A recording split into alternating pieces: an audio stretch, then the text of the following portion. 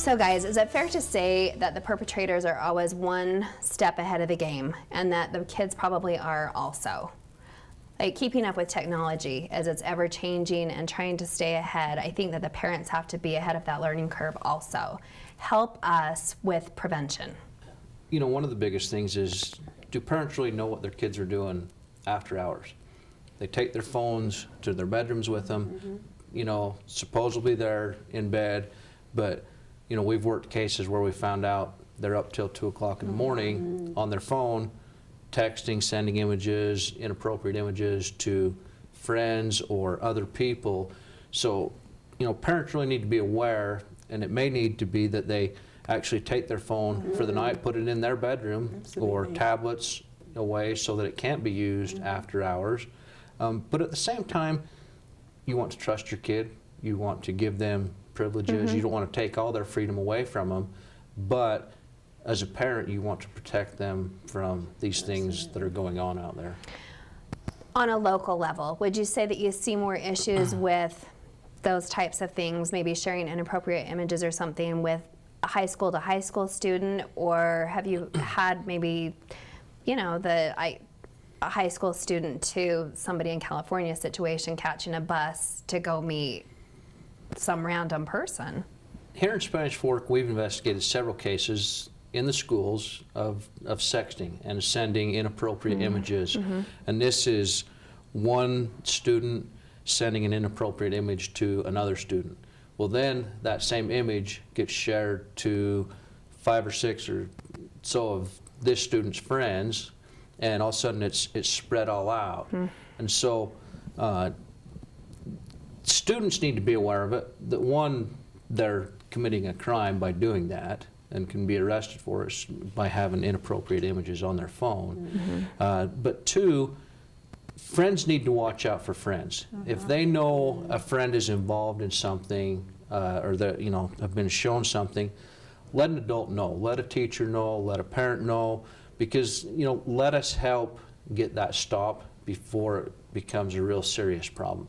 And we're seeing it more and more, you know, in the junior highs and, you know, in the high schools where, you know, it starts out as a simple conversation, but then it's like, you know, you send me a picture, an inappropriate picture, and they dare them, and then they do it, and then another one gets sent back. And so it's a problem, and it's becoming a bigger problem with the sexting and inappropriate pictures. I think the important thing also is we have to protect, these children need to know, and we need to know, we need to protect our name, our identity, and our reputation. When these kids are putting out images of themselves, whether they're nude or risque photos, that gets out there. You can't ever get that back. Once it's out there, it's out there. Utah County, statewide, the Internet Crimes Against Children's Task Force has made, last year alone, in 2016, 259 arrests related to internet crimes against children. Here in Utah. Of adults?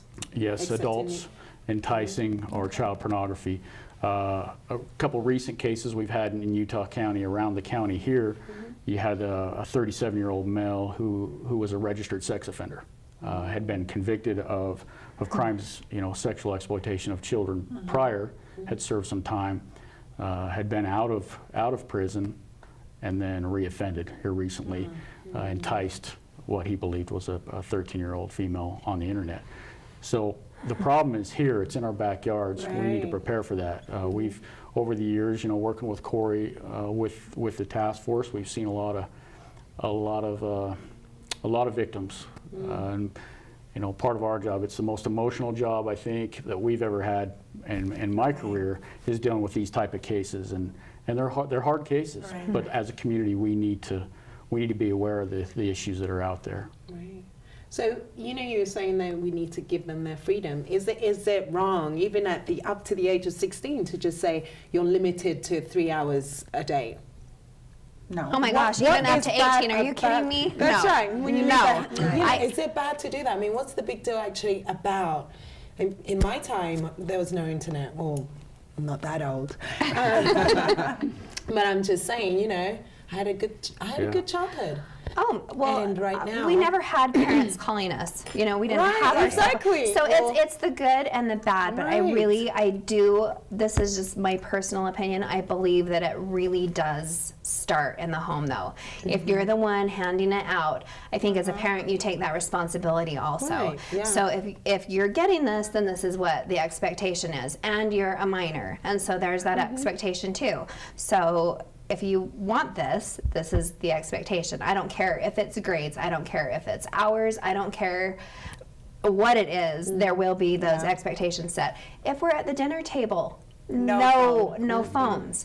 What kind of prevention would you say You as have well? to, you know, as a parent, you limit it. Right. You know, Turn me it at personally, night. they leave it, you know, in the kitchen at night. I've even I had like that. one of my son's friends come over and, you know, stayed.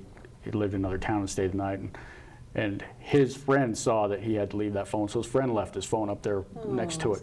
You have to limit certain, you know, we care about our children. We want the what's best for them, even though they hate us for it at some point. That's But Hey, that's You have to limit okay. It keeps them out of trouble. you have to limit it to Yeah. a certain extent. In my home, that's what we do. We limit that at night. We limit how many.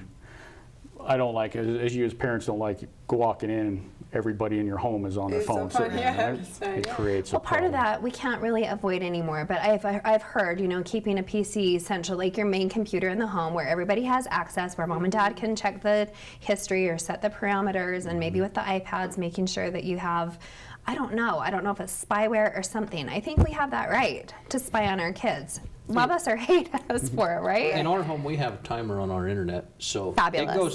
it goes off at 10 Yeah. o'clock, and after 10 o'clock, Everything the shuts they can't connect to Wi-Fi. or Oh, so anything it's your 'cause whole Wi-Fi. It's our whole Wi-Fi, and I it gets love turned that. it gets turned off because, you know, they want to stay up playing video games, you Watching know, Netflix watching even. Netflix, Yeah. and so, you know, they end up staying up late into the evening, Okay. and so we just have it set up that on a timer that ours goes off. So to do that, is this information on the website that you told us about? Because those are the type of things like I would love to do with young children, but yeah, I wouldn't know how to do it.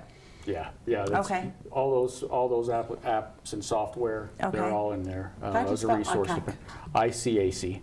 Okay. Internet crimes against I children. love that. I If you love Google having it, the there's a Wi-Fi. lot of information on their website about these various things that we're talking about. And I've tonight. heard families or dads say, turn the internet off and you'll have all your family in your family room within 5 minutes. Yeah, that's right. When it Where go- you'll all be When together. it goes off, they come and yell, "What's wrong with the internet?" Yes, yes. There is a lot of truth to Wow. that. This is a lot of good information. Yes, thank you so much. As we wrap this segment, is there somewhere that we can point our viewers to locally just to maybe get a lot of this resource information again? Yeah, if they have questions here in Smash Fork, they're always free to give us a call at the police department, and our number is 801-804-4700, or you can visit us at our office at 789 West Center Street here in Smash Fork, and we're more than happy to talk to you as parents or talk to kids about the same safety. So Okay. we're always available. Thanks Excellent. again for being here. Thank you so much. I'm sure this won't be the last time we have you back. If you haven't liked our Facebook page yet, now is your chance. Facebook.com SF17 Studio Chatter. Coming up next, we will chat about something we just can't get enough of.